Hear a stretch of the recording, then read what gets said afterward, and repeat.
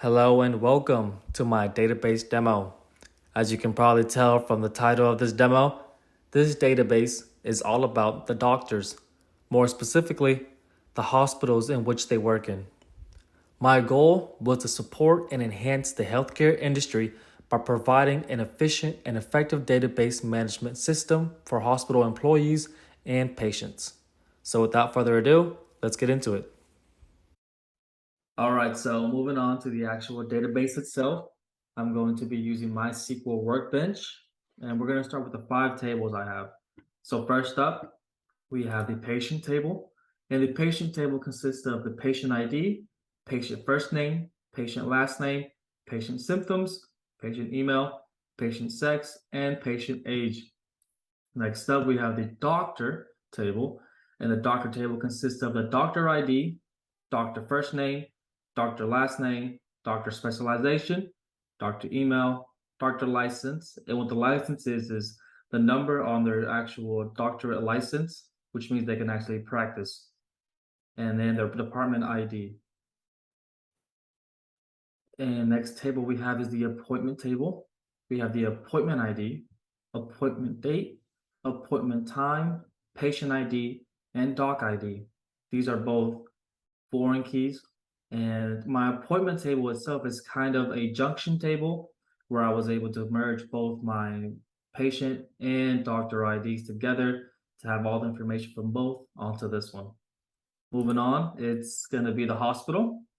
In the hospital, we have the hospital ID, hospital name, hospital address, hospital number, hospital departments, and department ID. The department key is actually the primary key here. Since the hospital ID is all one hospital, department ID is used to distinguish between all the different departments that are in the hospital. And each department ID, as we see, is assigned to a doctor, which matches their specialization to the department itself. Lastly, our last tab is going to be the medical record. So the medical record, we have the record ID, the dates of entry, the patient ID, doc ID, diagnosis, and prescription. Once again, we have another semi-junction table with the patient ID and doc ID iterating who the actual medical record belongs to and who it was updated by. So now we're going to run a couple of queries in it. So we're going to be working mostly with our patient table so we can see the changes within it. So first we're going to add a new patient in there. So we're going to add the Mario brother with the ID right here, their symptoms, email, their sex, and their age. So let's run this. There we go. And now we're going to update it. We'll look for Mario brother. We can't see him. Then we update. And there he goes right here. All right. Next up, we're going to have to delete a patient from our patient table. And we're going to delete the patient with ID number 8279. So let's go ahead and run this. Okay. Now let's update our table. Should be that second to last one down there. Yep, there it goes. Next up, we are going to update a patient on this table. So we're going to update patient ID number 1682. We're going to do that by just doing some concat the symptoms and adding his new symptom that he developed. So we run this. We go back to our patient table, and it should be Junior Tello right here. We're going to add a little bit to it, and there it goes. Blackheads was added to his list of symptoms. And now we're going to run actual queries.